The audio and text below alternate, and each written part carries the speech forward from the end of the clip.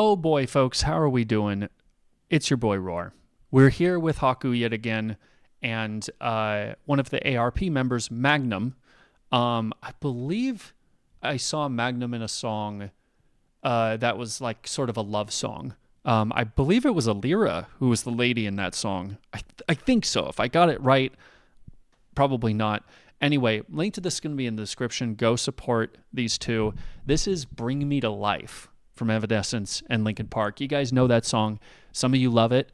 It was a lot of my upbringing, as was Linkin Park in all its capacity. So I'm very curious to see how we go about this. Haku's amazing. I've known about her music for years. She's always incredible. Magnum, maybe not as much, but if I've known anything about the ARP people, they are top tier through and through. Let's go. Also, rest in peace to Chester. Man, that piano, it never gets old for me. How can you see into my eyes like open doors? That guitar. Leading you down into my core, where I become so numb. Without a She looks great.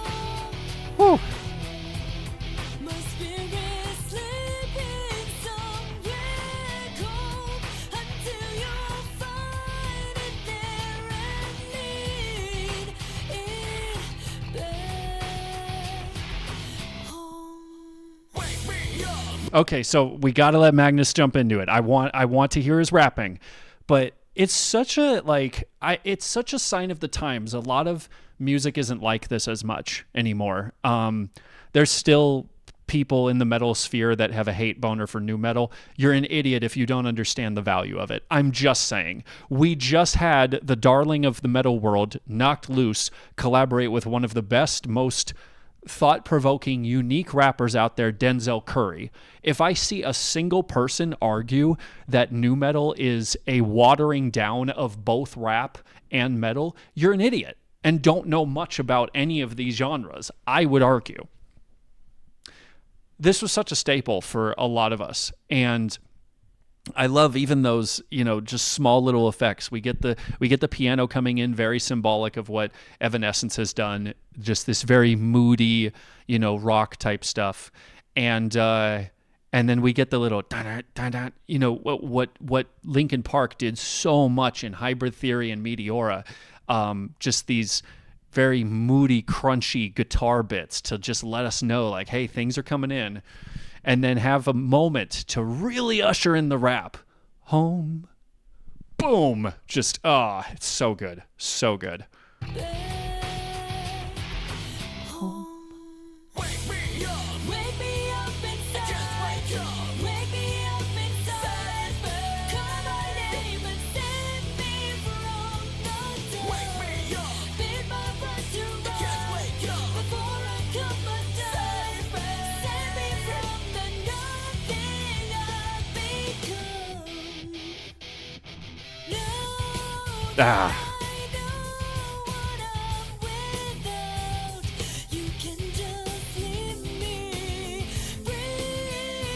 Was she harmonizing right there? Wait, was she harmonizing right there, or was that guitar going down? First of all, Paul McCoy,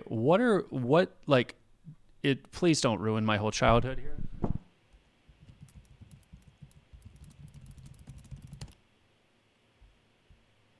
Wait. Hold on, just a second. Wait. Why does it say...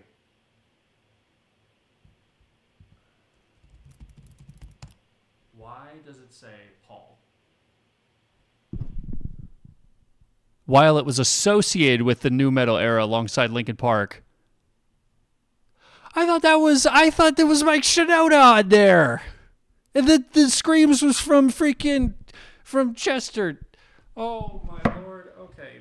Please give me one moment to dig my own grave for half a second. Paul McCoy. Why do I feel like I've... 12 Stones? What?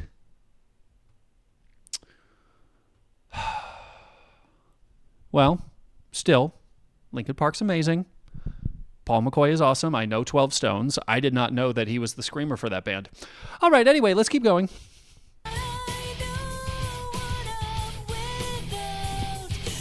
Okay.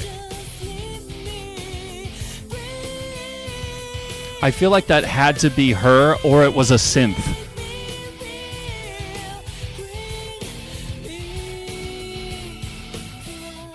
It sounded like her kind of mumbling. It sounded more like her voice. But anyway, so then we're going back into the chorus here.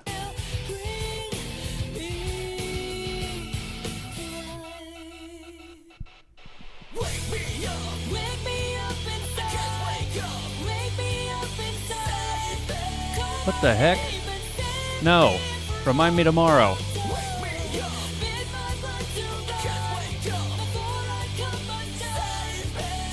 Hey.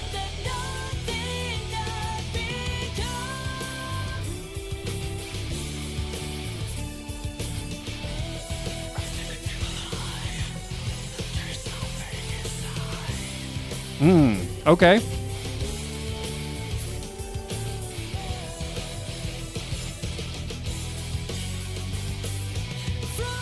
So it almost takes this orchestral approach. We rise into the bridge here, and we're going to get more of a rap part here. But I've been living a lie, and there's nothing inside.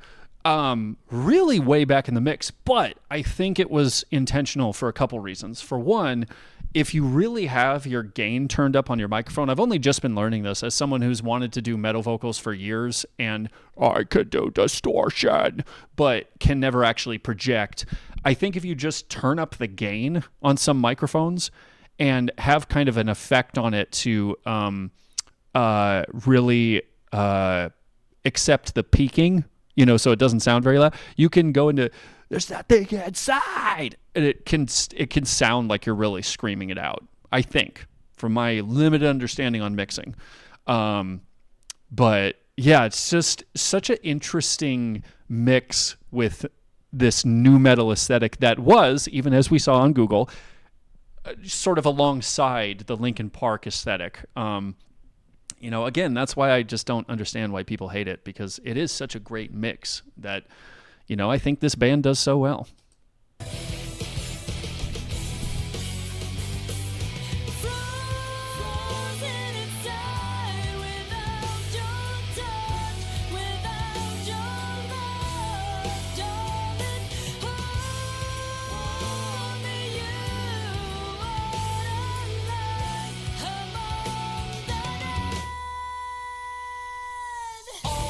Okay, so I'm so sorry, Magna, but I want to hear you rap. I just have to say again, I love the lore aesthetic with her being in that cage, literally an owl in a cage, not an OVO owl, a good owl.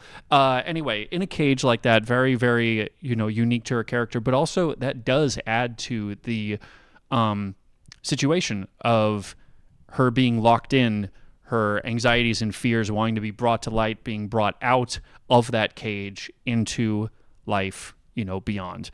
So I love that. I love that aesthetic. And she has such a unique range. I'd wonder what her, what her range typically is, because she holds to a much lower range a lot of the time, very comfortably from what I've heard with her music so far. So.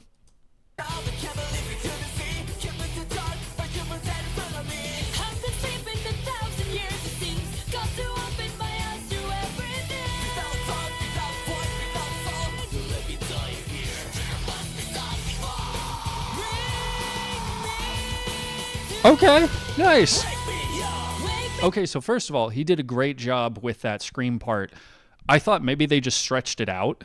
You can do that pretty well in a studio, but he paced it very well, and I think that was probably like a good 5 to 8 seconds of a scream, which was really cool. And also, I like how every line kind of had a bit more like grit, like it didn't feel like he just kind of straight shot it with the rapping. He was really adding a lot of emotion to it, because there's not too much complicated rapping in this song. So the fact that he's being like, adding a bit of grit with every line, it really feels like he's owning it. So I enjoy that. There's way too many ways that, especially given this era where it was kind of like, even in pop songs like Payphone, I don't even want to try and figure out who that's by, because I'm sure I get it wrong, but remembering it wrong. But it always had to there always had to be a rap refrain.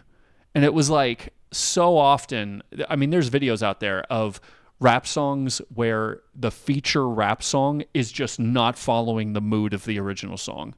So I like how, even if in this era there was a lot more simplistic rap, it fits the emotion of what we're doing here. So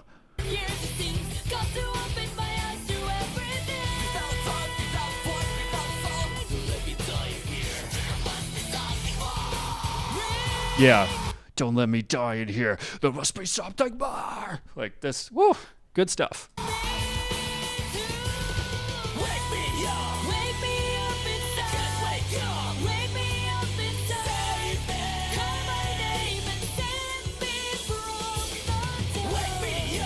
Nice doubling with the save me. Nice. It was there as well, too.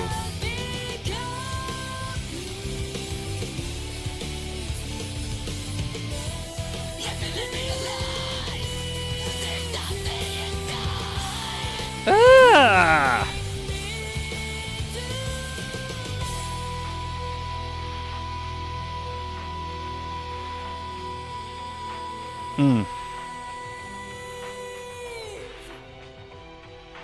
Very good job, both of you guys. Ooh, and then she's gone. Interesting. I just love the imagery, the symbolism in that. The flowers, blooming. It's a place where life is happening, but we have this fire happening. We're going to have something die in order to be brought to life, I don't know why that got me. It did, though. Here we go. With